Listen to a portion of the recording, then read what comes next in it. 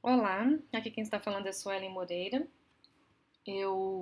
Nós vamos começar essa aula 3, são as leis de incentivo estaduais e federal, onde eu vou dar algumas principais características. Vocês já têm parte dessa aula no texto que foi disponibilizado, mas eu resolvi passar aqui uma apresentação de PowerPoint e acho que eu guiando e falando é um pouco mais proveitoso. Bom, vamos lá.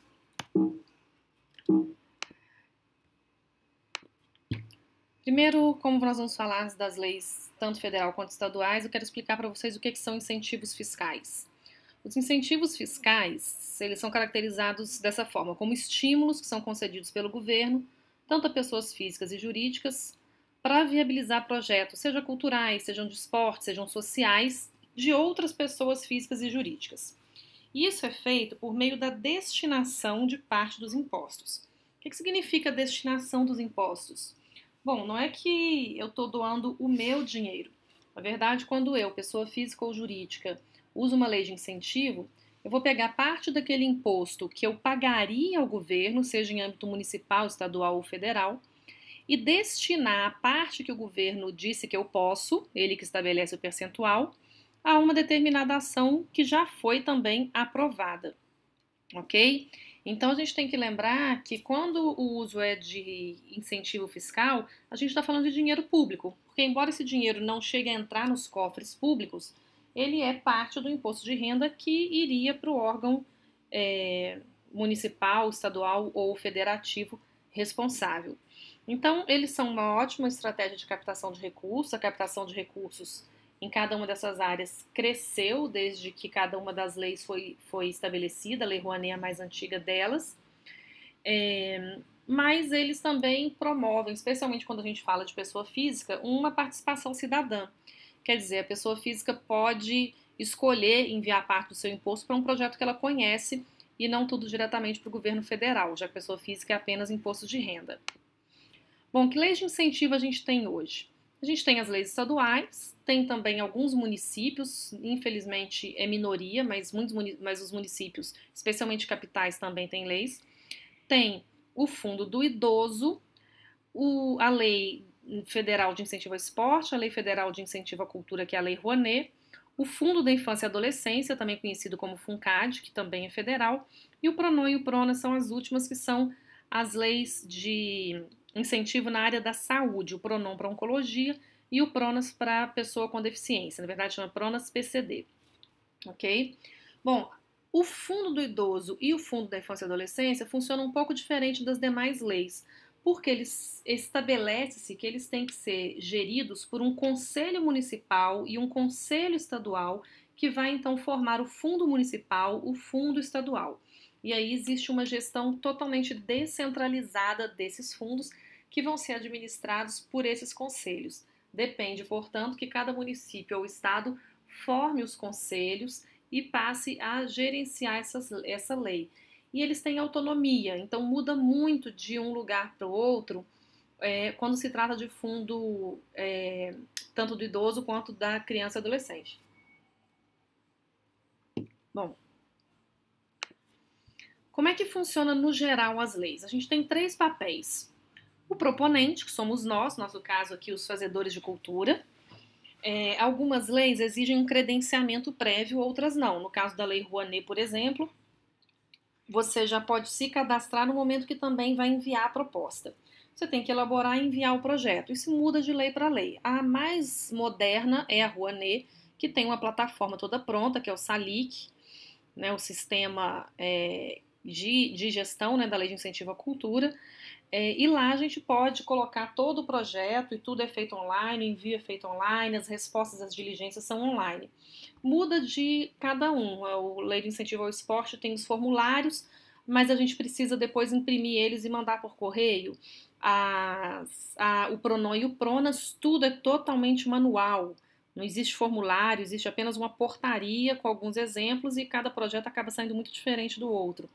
No caso dos fundos, como eu disse, vai depender do conselho de cada estado ou município e se o município vai disponibilizar sistema, não vai, ele que estipula como vai ser o envio. Então, o nosso papel é elaborar e enviar esses projetos e depois que eles forem aprovados, captar os recursos, executar e prestar contas, ok?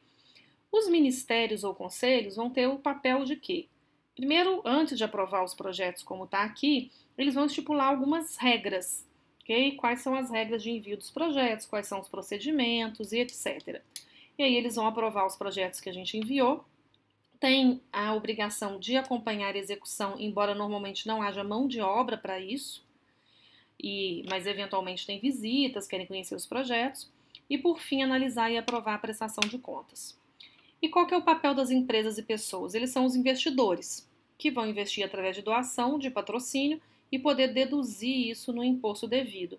Como eu disse, como é o encaminhamento de uma parcela do imposto, a gente faz, a empresa ou pessoa física vai fazer o aporte no projeto e depois vai, ao prestar contas ao fisco, comunicar esse aporte e ter deduzido esse valor num percentual que pode variar, mas hoje, na maioria das leis, ele se encaixa em 100% de dedução até um determinado limite.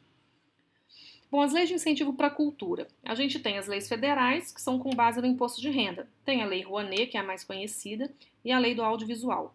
E tem as leis estaduais, que são com base no ICMS, e as municipais, que são com base no IPTU ou no ISS, ok? Então, no caso das leis federais, tanto pessoa jurídica quanto pessoa física pode investir, porque ambas pagam imposto de renda, mas tem cada uma suas características. A pessoa jurídica precisa ser tributada pelo regime de lucro real e a pessoa física precisa usar a declaração do imposto de renda no modelo completo. Nas leis estaduais, qualquer empresa que paga ICMS, que é o Imposto sobre Mercadoria e Serviço, ele pode usar desse incentivo fiscal, mas cada estado vai ter também suas regras. Então, pode ter regras de um mínimo que ele deve de ICMS, o máximo que ele pode investir, quais são os percentuais. No caso das leis municipais, a mesma coisa. A maioria dos municípios que têm leis usam só o ISS, que é quando o prestador de serviço pode investir parte do imposto sobre o serviço que ele paga. Mas alguns municípios também têm com base no IPTU, o que permite as pessoas físicas também investirem nessa lei. Como eu disse, nas leis estaduais, cada estado vai ter seus próprios critérios. E esses critérios podem, inclusive, ser em relação às linhas de atuação. O estado pode dizer, por exemplo, que permite um limite maior por projeto que for de restauro do patrimônio histórico do estado, ou que tem um limite para projetos que são festivais ou que são shows, ou ele pode delimitar que só cabe música esse ano ou teatro, ele também pode delimitar quais são os segmentos. Então, cada estado vai mudar. Ele tem a obrigação de tornar públicos todos os critérios. Normalmente, os estados abrem tipo editais. Os editais vão dizer quais são as formas, quais são os limites, quais são as regras para aquele ano e qual que é o período que se pode enviar o projeto para que ele seja aprovado. É muito importante que você procure saber todas as regras antes de enviar o seu projeto. Antes de enviar o seu projeto. Por quê? Você tem que fazer um projeto que não só caiba nas regras para ser aprovado, mas que você também possa ter talvez mais facilidade de captação. Então estude, veja o que foi aprovado antes, o que você tem mais chance, manda um projeto redondinho, esteja atento a qual o período de captação de recursos. Não necessariamente você tem que esperar seu projeto ser aprovado para começar a captação de recursos, porque você já pode abordar as empresas e elas se comprometerem com você. Uma característica das leis estaduais é que, normalmente, o limite que o Estado permite que seja investido nos projetos, ele é menor do que o limite de imposto que tem disponível no Estado. Então, chega-se a esse limite, muitas vezes, e nem todos os projetos conseguem ser patrocinados. Às vezes, a empresa ela tem o recurso, mas como o limite já foi atingido, ela não tem como investir porque o Estado não permite. Por quê? Ele coloca qual que é o teto que ele vai abrir mão do ICMS. Vai abrir mão de 90 milhões, 70 milhões, 100 milhões, 200 milhões? Afinal de contas, o Estado abre mão de receber esse recurso. Então, uma vez que ele estabelece um teto, chegou a esse teto, ele não vai aceitar mais a captação. Então, é importante que você conheça as regras, conheça o histórico, conheça o período de captação para conseguir aprovar o seu projeto e captar o recurso, ok? Esses são os estados que têm leis de incentivo estaduais. Nem todos estão funcionando. Por quê? Vamos colocar, eu sou mineira, certo? Estou falando aqui de Belo Horizonte. Em Minas Gerais mesmo, no ano passado, a gente teve essa dificuldade, aliás, ano retrasado. Simplesmente não se abriu o edital para novos projetos, porque o Estado estourou o limite que tinha no ano anterior e só permitiu que determinados projetos no ano seguinte captassem dentro do novo limite. Então a gente não pôde enviar novos projetos. Às vezes tem algum estado que num determinado ano, por alguma razão, não abre o edital, não recebe projetos. Então, esses são os estados que tem. Mas cada vez que você for buscar um projeto dentro desses estados, você precisa conhecer bem as regras, saber o que está funcionando. E não parem. Se todas as regras não estiverem claras no site, nos meios que você tiver, vá até a secretaria, procure alguém que já fez. Isso é muito importante, ok? Aqui eu coloquei algumas das principais. Na verdade, acabou que eu não tenho Goiás aqui, que é o foco de vocês. Mas no material que eu mandei para vocês tem todas as leis. Eu tenho certeza que no caso de Goiás vocês conhecem melhor do que eu. Mas o que é importante você saber? Acho que esse quadro aqui serve principalmente para isso. É importante você saber qual é a legislação, ler. Normalmente, as instruções normativas ou os últimos decretos são os que têm as regras que estão vigentes, tá? É importante você saber qual que é o período de apresentação dos projetos para não perder. Muitas das leis, elas permitem só durante um período no ano. E aí, se você perder, você só consegue tentar de novo no ano seguinte. Saber qual que é o limite do aporte, então o limite do aporte do patrocinador. Mas por que você que é proponente tem que saber? Porque você vai buscar esses patrocinadores. Então você precisa saber qual que é mais ou menos o valor que ele tem para investir. E a gente consegue saber isso sabendo qual que é o limite que ele tem, o tamanho dessa empresa, procurar estudar, ver quanto que ela teve de lucro, procurar saber em relação a impostos, o que tiver de dados públicos a gente vai procurar saber. E também porque na hora de procurar uma empresa, mesmo que você não saiba quanto ela tem para investir, você precisa dizer para ela, olha, você pode investir até 20% do seu ICMS devido. Porque eles, muitas vezes, ainda mais em CMS, que é uma gama muito grande de empresas, talvez a empresa que você vai procurar nunca investiu. Cabe a você conhecer toda a legislação para poder orientá-los, especialmente a contador e ao jurídico, ok? É importante saber o percentual do abatimento. Nem todas as leis permitem 100% de abatimento. O que isso significa? A cada, digamos, 100 mil reais que uma empresa investir, ela pode ter o abatimento no imposto de até 100 mil reais. Mas pode ser que naquele estado a lei só permita 60%, 80%, ou que 95%, por exemplo, vá para o projeto e 5% vá para algum tipo de fundo de cultura do estado. Então é muito importante saber qual que é o percentual de abatimento também para informar ao seu investidor. E os valores de renúncia fiscal em cada ano, é bom, você olha, ele é sempre publicado no ano anterior, porque é aquilo, quanto menor a renúncia, mais rápido vai se chegar a ela. E aí a gente às vezes muda o nosso período de captação, o compromisso que a gente tem com as empresas para conseguir aproveitar disso ainda. Vamos passar para a Lei Rouanet. A Lei Rouanet é a mais conhecida de todos. Quem não conhecia passou a conhecer agora por causa da CPI, da imprensa. Infelizmente a gente está num momento em que ela está muito fragilizada, mas essa lei que criou o Programa de Apoio à Cultura, ela foi o grande financiador da cultura nos últimos 25 anos no país e fez muita diferença.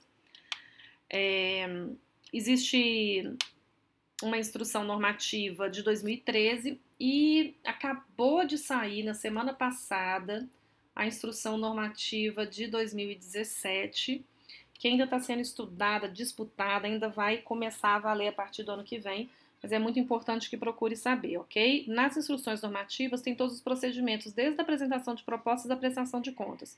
E o site do Ministério da Cultura, cultura.gov.br, também costuma ter manuais, bem como dentro do SALIC, que é o sistema onde você propõe o projeto, tem vários manuais instruindo o que fazer. A Lei Rouanet, ela foi pensada sobre um tripé, que infelizmente está manco, digamos assim, ok?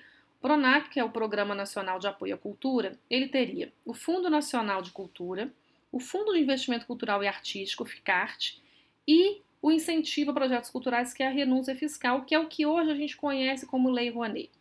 Mas, na verdade, ela é formada desse tripé. O Fundo Nacional de Cultura existe, mas infelizmente, ano após ano, ele está minguando.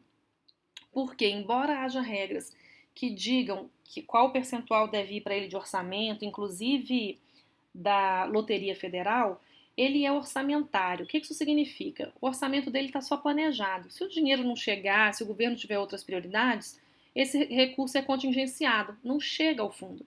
Então, o fundo hoje acaba não tendo dinheiro, muitas vezes até para cumprir os editais que abre. O Fundo de Investimento Cultural e Artístico, o FICART, ele já foi pensado para que houvesse investimento em projetos com potencial lucrativo. A empresa ela investiria e ela teria direito à participação nos lucros. Só que, do jeito que ele foi feito, e ele não foi regulamentado depois, por falta dessa regulamentação, não há para essa empresa investidora nenhuma contrapartida.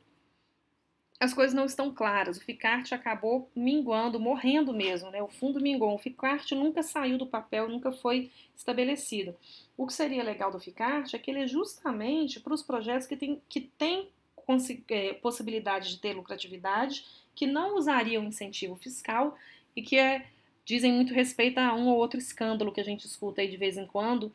Esses casos estariam todos resolvidos no FICART, ele foi pensado para isso. Já o incentivo aos projetos culturais, que é o que hoje a gente conhece, mas que é a renúncia fiscal em si, que pode dar até 100% de abatimento, ela sim é para os projetos culturais que visam democratização do acesso, principalmente, e por isso ela tem uma série de contrapartidas que cada proponente deve cumprir. Bom, eu citei um pouquinho antes, mas aqui está melhor explicado, quem é que pode investir na Lei Rouanet? Caso de pessoa física, qualquer pessoa física que use a declaração no modelo completo. Ou seja, se a declaração por fim é simplificada, vai perder qualquer investimento que tenha sido feito, tanto em Lei Rouanet como em qualquer outra lei federal. Precisa ser o modelo completo, onde se pode fazer as deduções.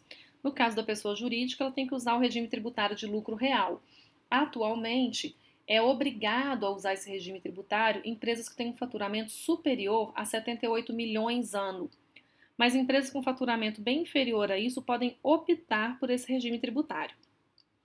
Agora, quem pode receber recursos, ou seja, ser um proponente de projetos na Lei Rouanet? Pessoa física, microempreendedores individuais, com atuação na área cultural, basta comprovar essa atuação, ou pessoa jurídica, tanto de direito público quanto privado, pode ter fins lucrativos ou não. Até hoje, ela basta ter em seu ato constitutivo a finalidade cultural. A partir da nova instrução normativa, que começa a entrar em vigor por agora, a pessoa jurídica também vai ter que ter no seu CNPJ, ou seja, ter um CNAE lá, um Cadastro Nacional de Estabelecimento, dos segmentos tem que ser também de finalidade cultural. O imposto de renda ele pode ser investido 6% do imposto devido para a pessoa física e 4% do imposto devido para a pessoa jurídica. Qual o incentivo oferecido? Bom, tem uma série de segmentos que se encaixam no que a gente chama de artigo 18, que dá 100% da renúncia fiscal, ok? No entanto, existe um outro artigo, que é o 26. E o que quer dizer artigo 18 e artigo 26? São artigos da Lei Rouanet mesmo. E o que eles propõem? Você tem, deixa eu falar para vocês quais são os projetos. Você pode, os segmentos de artes cênicas, de livros, música erudita instrumental, exposição de artes, tudo que tem a ver com bibliotecas públicas, produção cinematográfica, preservação de patrimônio cultural, tanto material quanto imaterial, salas de cinema, teatro, dança, circo, ópera, literatura, música, tudo isso está dentro do artigo 18, ok? No entanto, a rádio, televisão, humanidades, etc. O artigo 26, no entanto, ele vai entrar nele capacitação, produção fora do país, tem uma série de música popular, gravação de disco que tenha voz, então tem umas, assim, por exemplo, entra música, se for instrumental ou erudita, ela tem 100% de renúncia fiscal, mas se cantar, ela passa a ter só 40%. Uma coisa que é importante, que pouca gente sabe, é o seguinte, se eu tenho um projeto que ele tem as duas coisas, digamos que seja um festival de música e que a maior parte do festival ele tem música instrumental, mas vai ter um dia que vai ter um show de um cantor. Não tem problema. O que está hoje como regra é que se a maior parte dos seus custos se encaixa nos segmentos do artigo 18, então seu projeto vai ser classificado ali. Mas isso ainda pode ter erros por parte dos técnicos, então a gente que tem que ficar atento. De novo, conheça a lei, leia tudo que se tem para ler. O manual que eu recomendei, deixei o link para vocês fazerem o download lá no texto da aula, ele tem todas essas instruções, tá bom? Os segmentos que eu estava aqui tentando lembrar de cabeça são esses, os do artigo 18.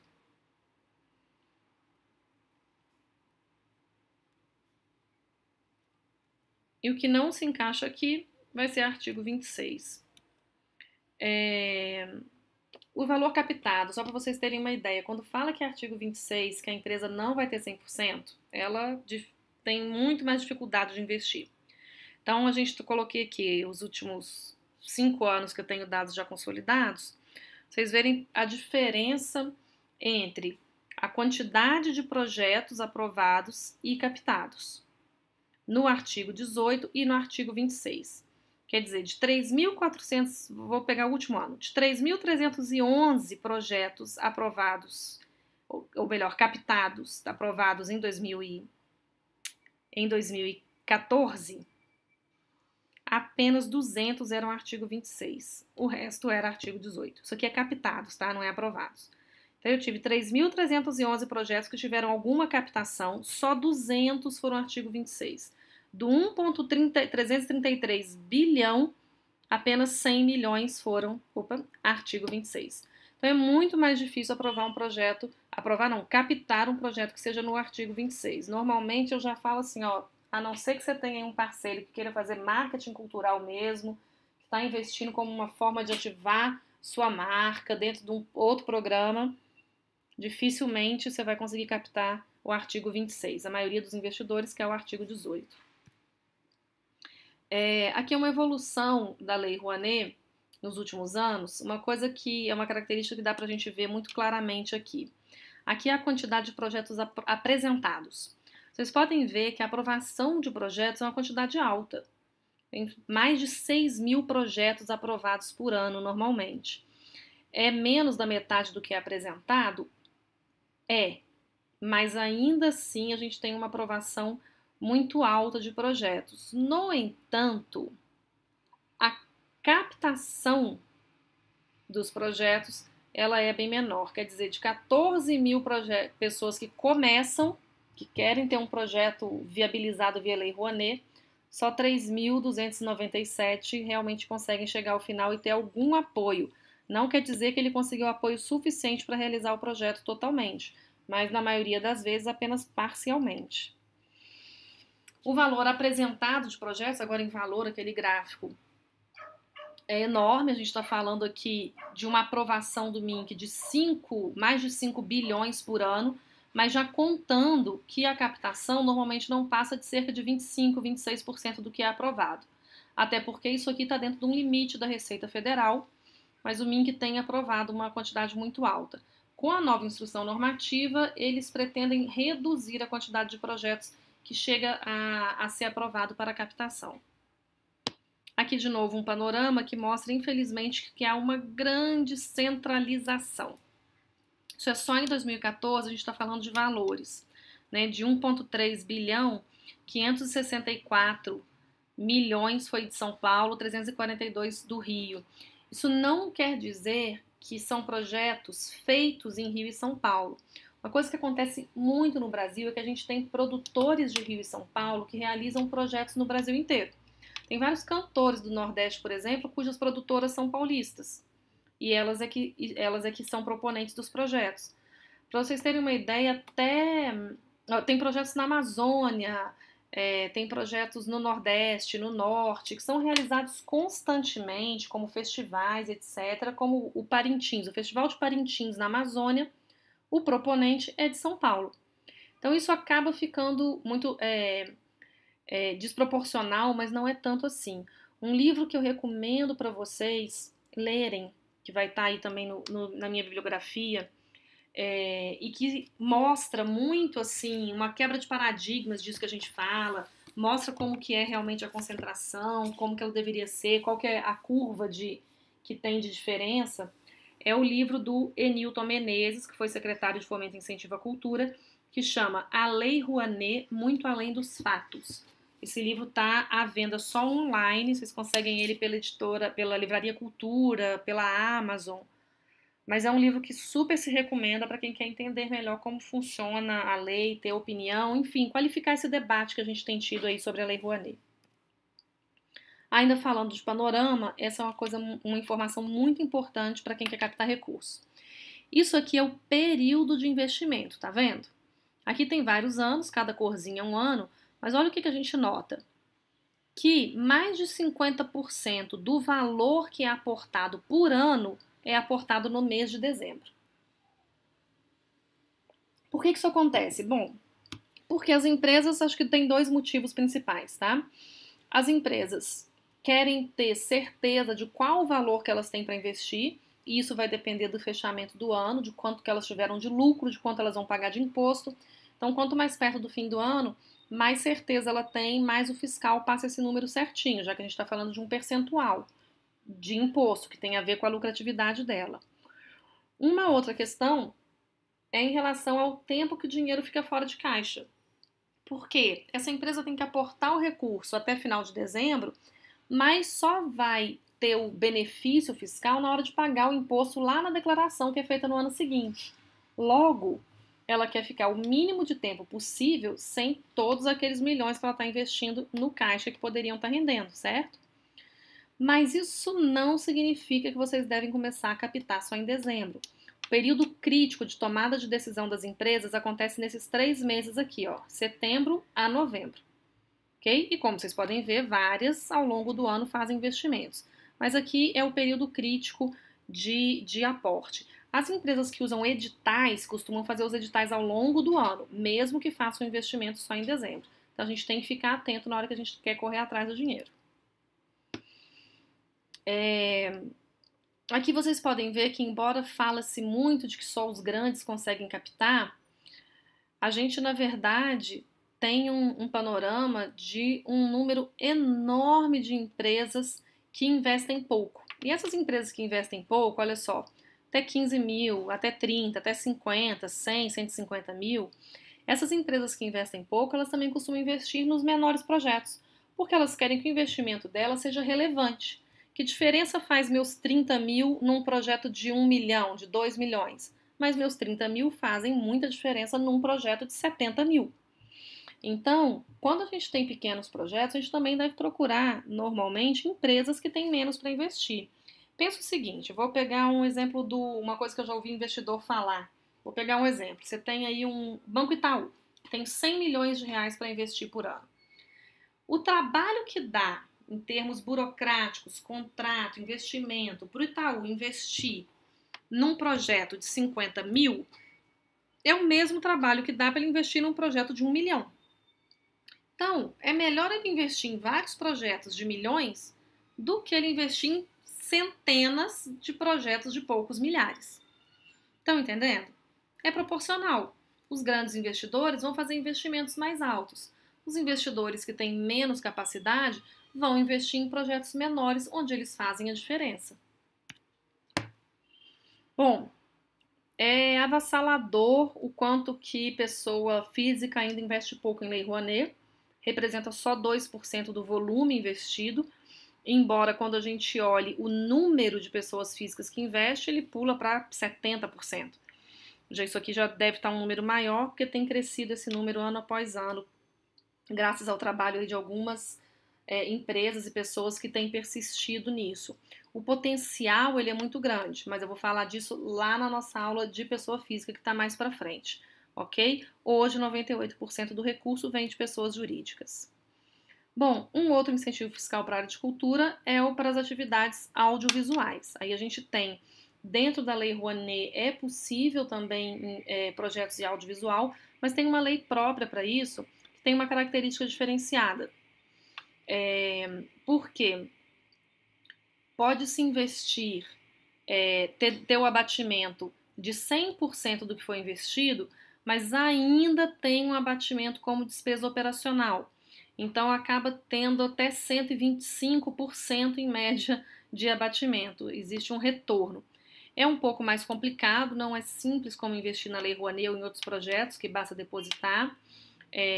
Tem outras complicações, porque é um tipo de investimento que visa lucro, de certa forma, e tem movimentado a indústria cinematográfica inteira brasileira. Vocês podem ver que só em 2014 teve um movimento de quase 70 milhões, embora não chegue ao valor da renúncia fiscal oferecida pelo governo. Ok? Se vocês quiserem saber mais, também está aqui o número da lei, os decretos e a última IN que tem regido. Bom, muito obrigada. Espero que isso, mais todo o material que eu recomendei para vocês e os textos, deixe claro. Recomendo mesmo que baixem o guia que eu deixei lá, o manual, tem o link para download. Qualquer dúvida, eu estou à disposição. Muito obrigada.